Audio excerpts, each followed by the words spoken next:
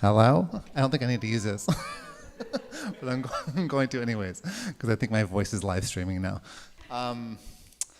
Thanks for coming. Super excited to see you guys here. We've yet to meet. Tonight is our first meeting.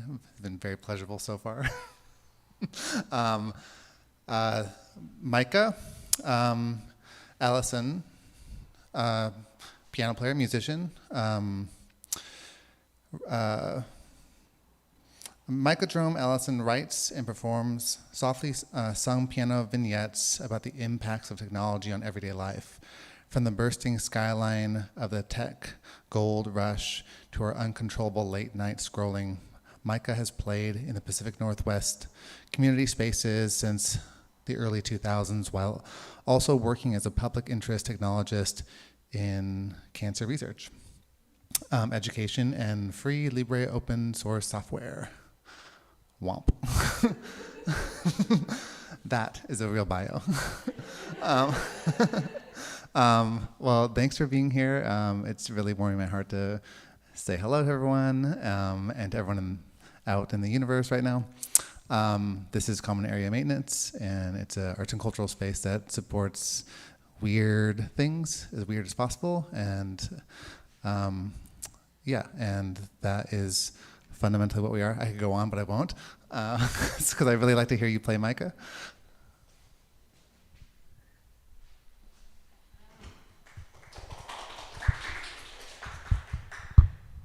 Thanks, everyone. Thanks, Timothy.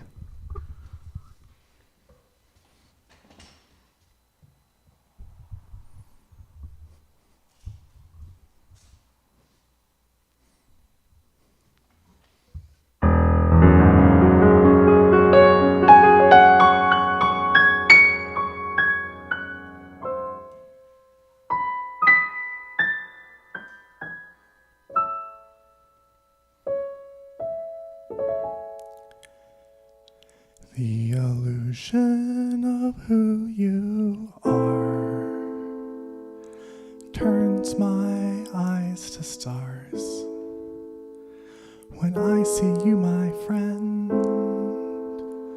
pictured by that camera lens, with softening by post-processing and attached to a clever caption, my eyes are turned to stars by the illusion of who you are.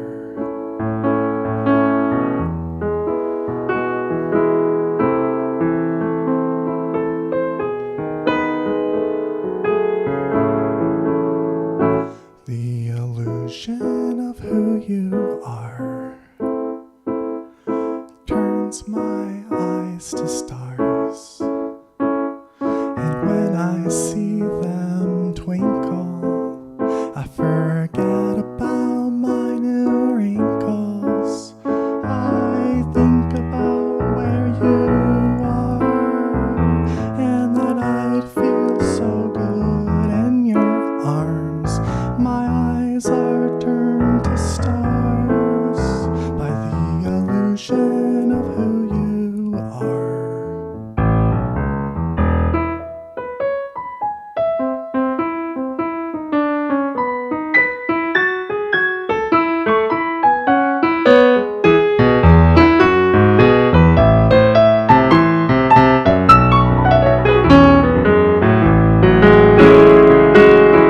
And while these machines render the illusion of who you are, my mind works just fine, making the illusion of who you are. And when I become a part of the computer in your hand, I hope your eyes are turned to hearts by the illusion of who I am.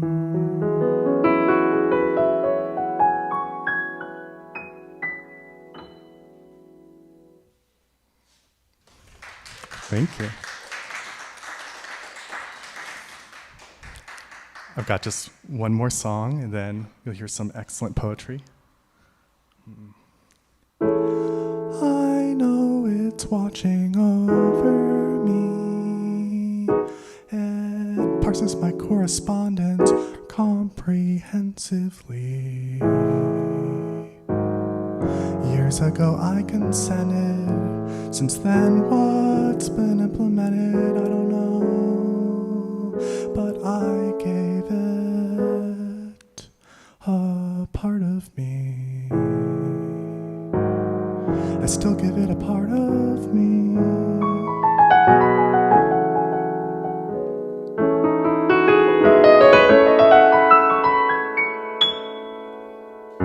And now the source of its power is towering over me.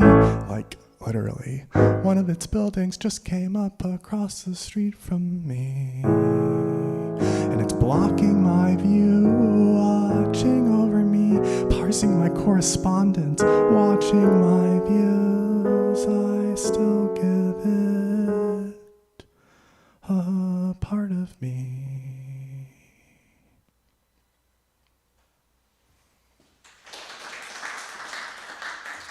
Thank you. I'm very happy to introduce Erin Langner.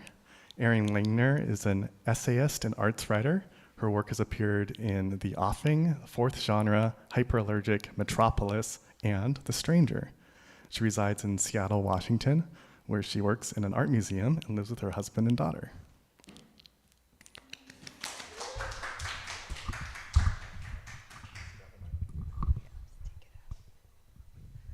Hello.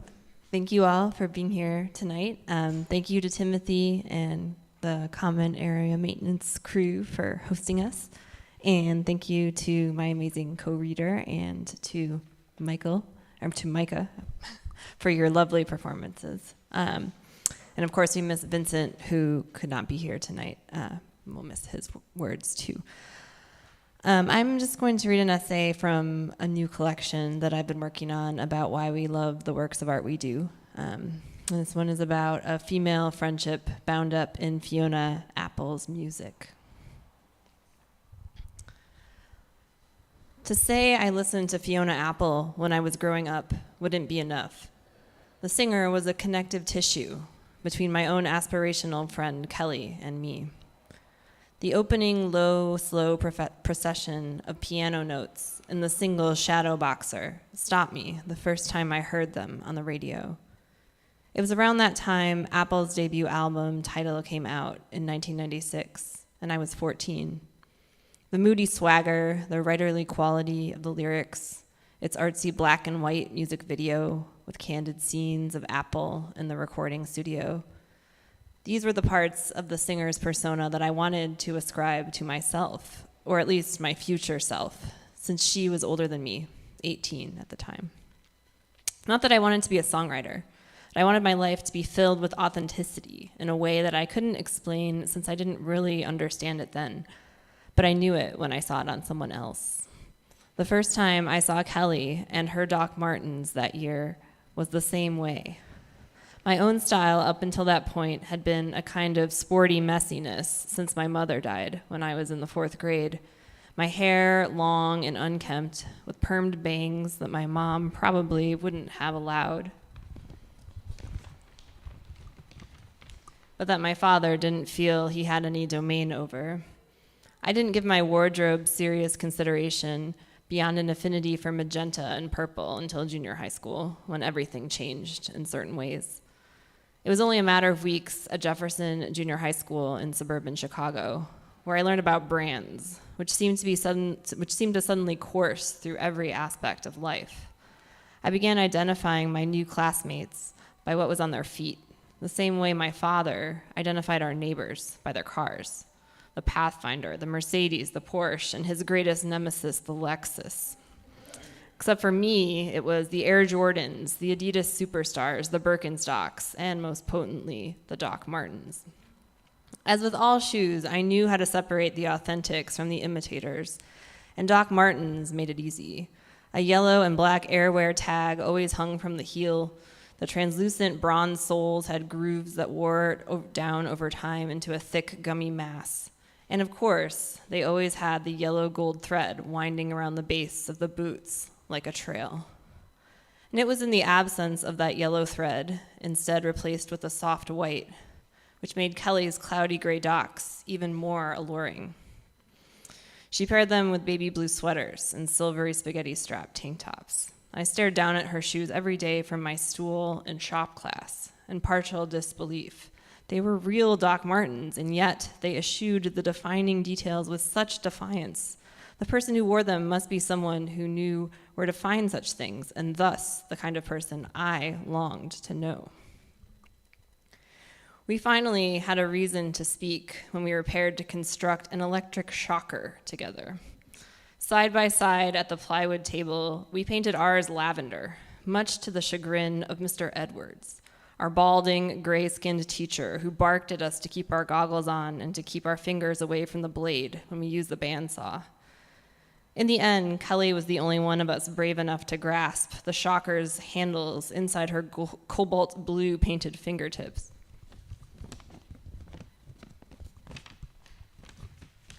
And she giggled as I hit the switch, sending a surge of energy through her thin limbs all the way down to her boots. "It's kind of exciting," she said, her freckled face, glassy blue eyes shining. And I realized how much I wanted that intensity of feeling to overtake me, to erupt through my hands and explode through my chest and touch my brain, change my mind, change me. After the shocker experience, we started inviting each other over. Often we listened to albums, lying side by side on Kelly's bedroom floor, her boombox surrounded by stacks of CDs. Our first summer together was filled with the songs of Apple's Tidal. Shadowboxer was the only single at the time, which meant all the other music was ours to devour and claim. We'd expand the CD jacket and read the lyrics. We'd exchange notes with Fiona's words embedded in the spaces where we found ourselves wordless, where the other things we heard and read and knew could not help. Fiona knew she had this power. We heard her talk about it on MTV and VH1 and on the late night shows. Alanis Morissette and Courtney Love's versions of vulnerabilities resonated with us too, but we weren't ready to be as forthright as they were. Their personas were so large.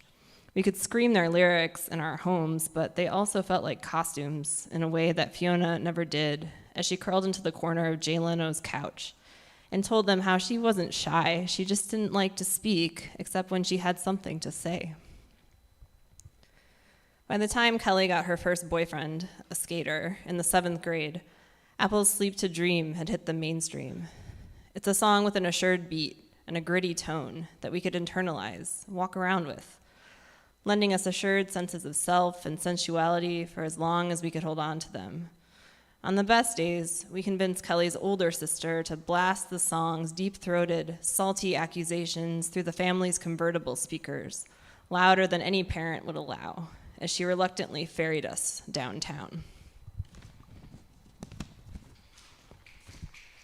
Oh, still going. Downtown meant the downtown of our suburb, which became less small-towny and more mall-like when the Gap and Eddie Bauer and Barnes & Noble replaced the pharmacy and the grocery store and the other local places I no longer remember. We usually stopped at the Gap first to mist our clavicles with our signature scents. Me, the ultraviolet bottle of Dream, and Kelly, the musky powder blue Heaven. But from there, we headed straight to our Q, the local skate shop, eternally filled with the boys who broke the no skateboarding laws of our suburb, to buy respective bottles of soda kept in the back behind a glass counter like candy-colored jewels. Some dyed our mouths deep blue and green. Others, tinted pink and purple, tapped into the preteen hormones bubbling in our budding nether regions with promises of aphrodisiac ingredients and names like Love Potion number 69. We drank them in the parking garage, where the boys practiced their tricks for each other while we sat on a parking barrier, Kelly's boots reflecting the orange overhead lights like fireflies as we shivered and whispered between ourselves. "You should wear it," she said.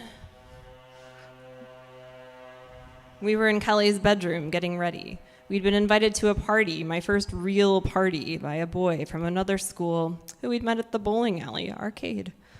The outfit in question was Kelly's cherry red cotton vintage ringer tee, its short sleeves banded with red and white striped cuffs, a single black star embroidered in its center, the hemline fluttering just above my navel.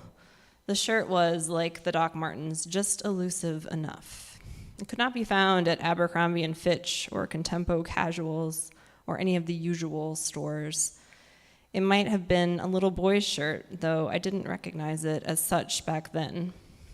Midriff-bearing tees were all over Criminal, the new Fiona Apple music video that MTV was playing relentlessly. Every time we turned it on, there they were, the lifeless, partially clothed bodies draped over the floor and the bathtub and the bed, the aftermath of a grand party that looked like the more illicit stories Kelly's older sister told us. About acid trips or people obsessed over their veins and colored their faces red with lipstick as they dreamed of becoming strawberries. While the mother in me now bristles at this burnout stylization and Fiona's infamous heroin chic look in Criminal, I don't remember ever taking the music imagery to heart. The stories Kelly's sister told made me wonder where my own mind would travel on acid, but we didn't ask her to get us some or to bring us along. That felt like another world, even though I suppose it was just an ask away. Likewise, the unexplainable abstractions embedded in the Criminal video were typical in those days. The random shots of a car engine, a yellow vacuum cleaner, a pink puff of dish soap made the imagery feel like an illusory landscape. And while it may have shaped what I imagined a party to be like and what I might wear to one, I never saw it as a real life to be desired. And so as I stood in Kelly's bedroom, wearing the shirt, surrounded with the makeup brushes and the jewelry boxes strewn across the top of her dresser, I wasn't sure if I could be the person I saw inside of the shirt. But Kelly helped with that too. "You have the sexiest belly button I've ever seen," she said. Had any part of me ever been described as sexy before that moment? Could a belly button even be sexy? And I tugged at the waist of my baggy jeans and decided that the shirt wasn't too short, that the hints of olive in my skin glowed against the red, that my eyes looked bluer too, and that maybe I could even pull this whole thing off. And I'll stop there. Thank you.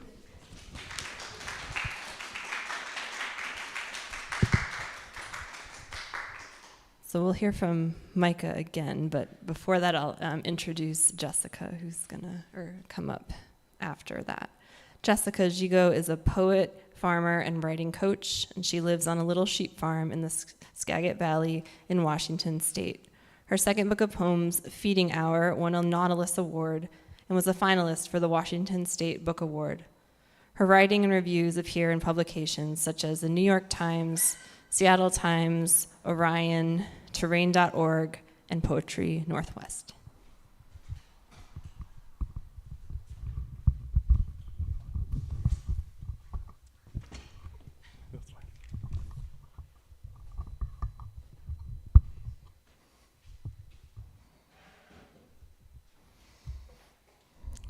Thanks, Erin. That was great. Elliott Smith was my Fiona Apple. I'm going to debut a song.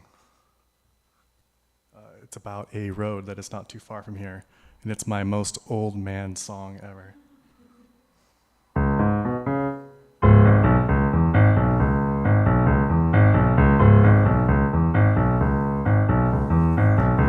I can hear them late on a Friday night, combustion pumping pistons past the red stoplights. Transmission shifting gets the Doppler on the east-west path.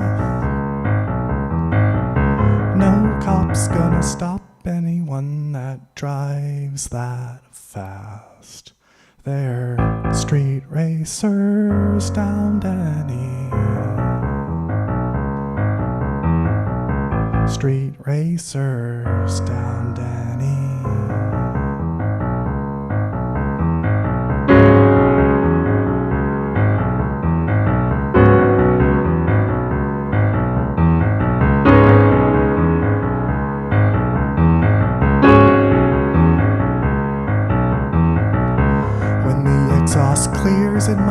morning comes, the single family bosses roll with a green-washed hum, blasting past the crosswalks to the cloud empire, getting cash and stock to set the earth on fire. They're street racers down Danny, street racers down Danny,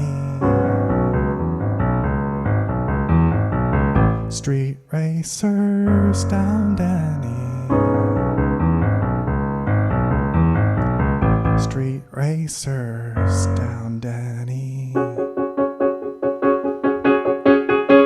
They're burning rubber under the needle, offering to the altar of steel and gas that curse from the past on the people of my time.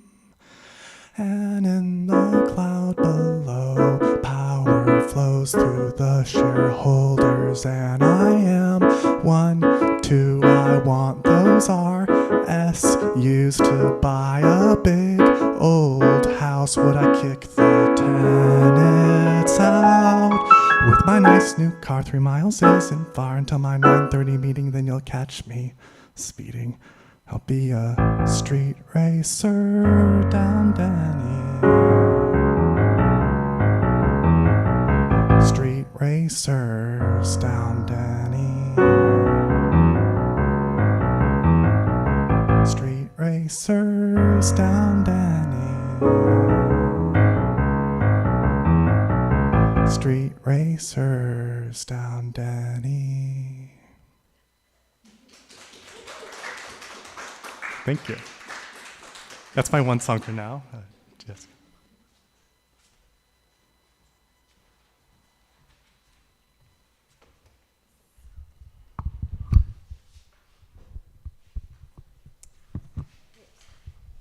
Thank you all for being here, and thank you for this big moon behind us. It's quite lovely, and I'm excited. We'll have another little round of music after I read. And I do write poetry mainly, but I have an essay about the moon, and I'm feeling called to write it. I don't know why, but or to read it. So I'm going to start with that and then read a few poems. Moon. The full moon rises over the blackberry bramble along the ditch. It has been shining so bright these past few nights, aiming light into all the dark spaces, memories, regrets. I pay attention to moon cycles now more than before. The waning and waxing, the pull of tides and push of emotions that come with each phase, the odd behavior of animals under the full moon. Wendell Berry writes, ways of life change only in the living. Below the moonlit driveway, I see the tall outline of our old barn. The one built in the 1930s, the one that has been saved, the posts reset, the south siding replaced with clear vinyl plastic panels.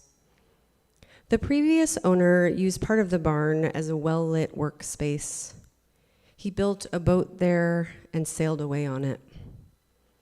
It has been years since this place was farmed in any real sense.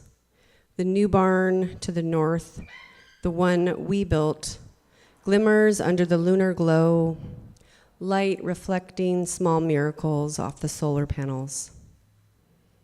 I could read a book out there in all that brightness, but I retreat inside, assured that the next day will come soon enough, and I need rest. It's summer, and it's already been a long season. It's summer, and I'm already counting the days until fall. The absence of choking wildfire smoke this August is a small comfort. The sky is clear tonight and rejuvenating. Since we milk the sheep every day, it's hard to get away this time of year. In fall, when they are dried off and bred for the next season, we get a break. For now and for the foreseeable seasons to come, summer always means go. Heat equals work and motion and long days.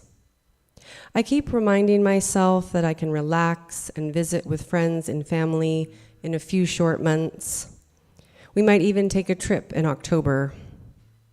For now, I must surrender to the activity, the constant needs and little fires, a sick sheep, a last-minute order, the broken cooler full of freshly made cheese that needs to stay just below 40 degrees, or we are legally obligated to throw it all out. The wilting plants begging for water. We're giving a farm tour to a school group next Tuesday. It's nonstop. But it's not all chaos. There's a rhythm in what we do. I feel proud working this hard. I am trapped, but I am free. Our small sliver of tideland turned delta is so beautiful, I don't want to go anywhere else anyway. At least not this time of year. Dean is out back tilling in a few more rows of purslane. We have been harvesting those plants for weeks, and now they have bolted to swollen, unmanageable yellowing flower heads. The rich, fleshy plants grow here as a weed, but it's becoming more popular in restaurants. So we grow an upright variety from seed. It has a lemony sweet taste and was traditionally a staple in Lebanese cooking. We seed it 3 different times in the growing season to make sure we always have new succulent plants.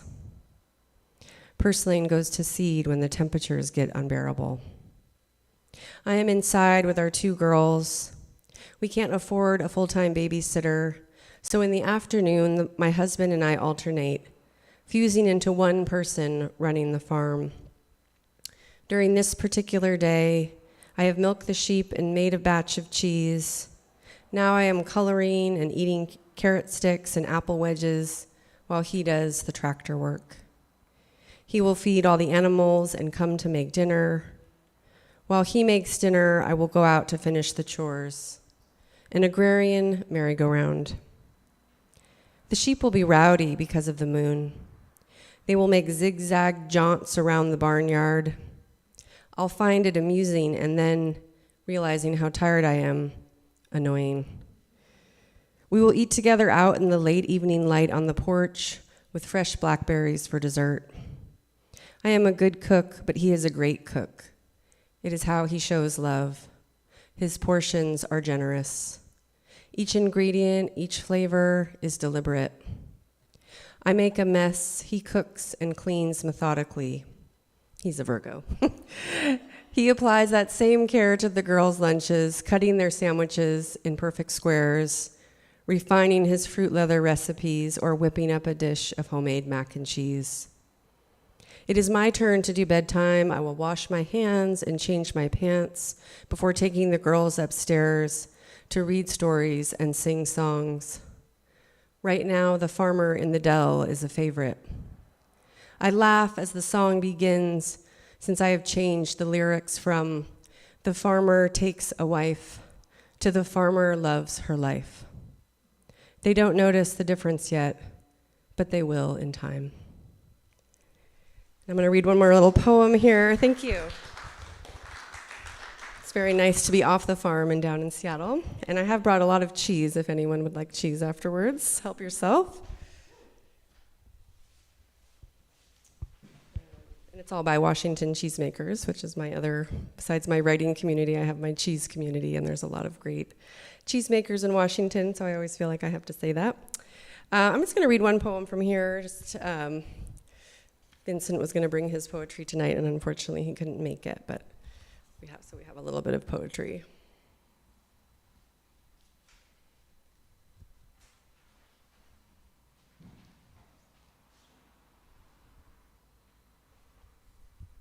And this is, I don't know why I've been thinking about this octopus a lot lately, but I wrote this poem several years ago, and I think there will be an octopus anthology coming out pretty soon, and I'm waiting to hear about that.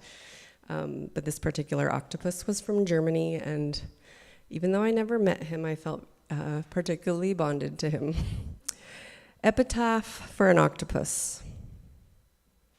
When Paul, the prophetic cephalopod, died, I cried. Beauty is born from a balance between expansive freedom and a clear boundary. Before each game, the Germans hung flags on each end of his tank. He would prophesize the winning team by placing his long, tentacled arm on the glass. I forget the spaciousness of living in water, adhesion always against the skin, the buoyancy of constant belonging. I still believe in him, bottom dweller, even though he is gone. I covet his 3 harmonized hearts, Titan brain, and easy grace. My body jets through air with just these 2 awkward limbs. Space along my side for more touch. Room left in my chest for more heart.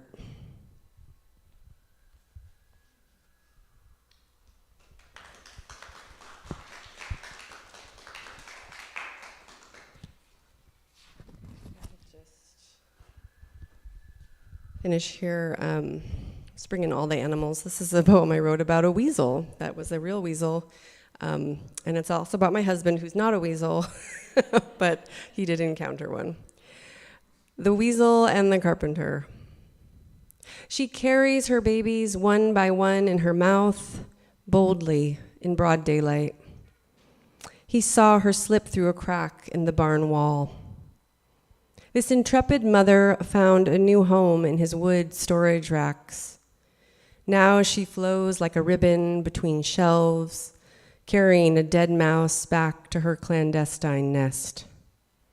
He hesitates to make eye contact, but in his head he plots a trap packed with bloody bait.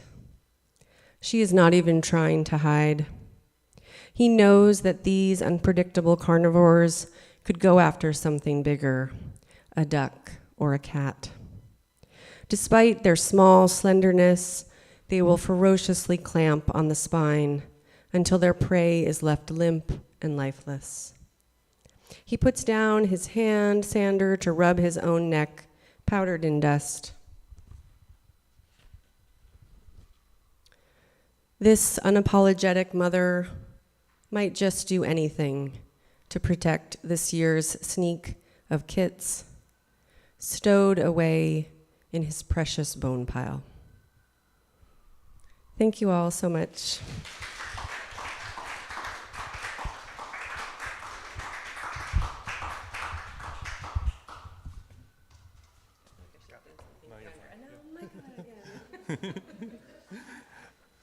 Thanks, Jessica. I understand Erin and Jessica have books for sale here. You can come buy them, all of them.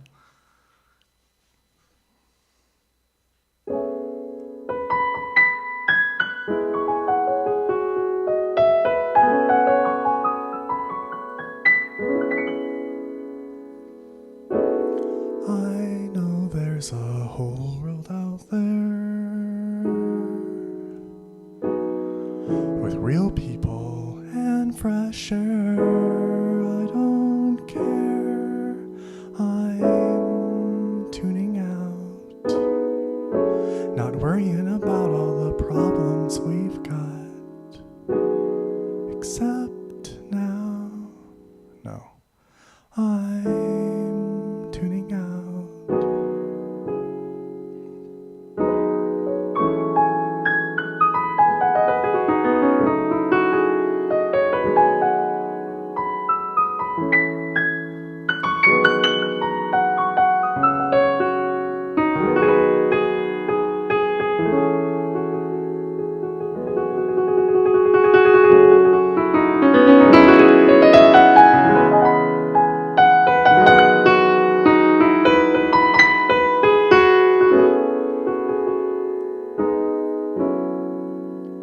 I'm tuning out.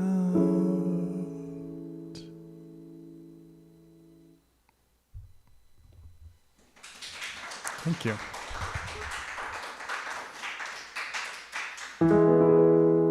Thank you all. It's been a wonderful evening. This is my last song. I'm Micah Ellison, and I've had a nice time, but I think I'll see you later. I got a victory simulator waiting at home for me.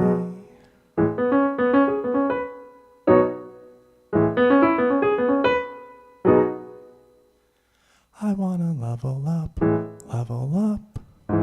I wanna level up, level up. I wanna level up, level up. The level that I'm at just isn't enough. In a virtual town, in a virtual shop, I virtually stop to investigate how best to make some numbers go up. Then I get a request, or as they call it in the game, a quest to follow a dotted trail, and I'll say yes because I'll be rewarded on a logarithmic scale. I wanna level up, level up. I wanna level up, level up. I wanna level up, level up. The level that I'm at just isn't enough.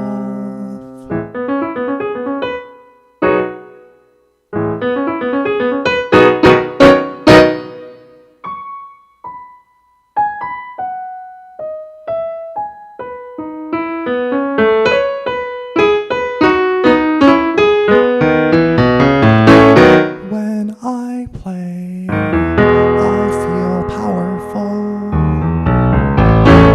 When I play, it feels meaningful. And you might say, what a loser, and I might agree, but I wanna level up, level up. I wanna level up, level up.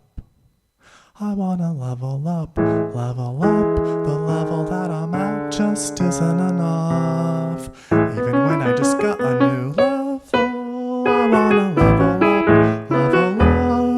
I wanna level up, level up. I wanna level up, level up. The level that I'm at just isn't enough.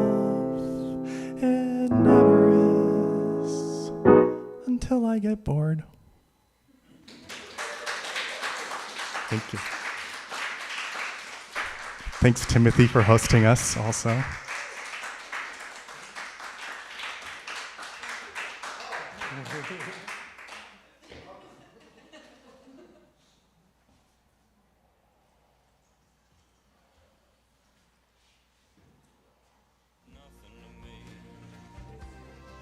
But I was younger then. Young men never die. When I walked out in the sun, I was strong, clear-minded, and blind.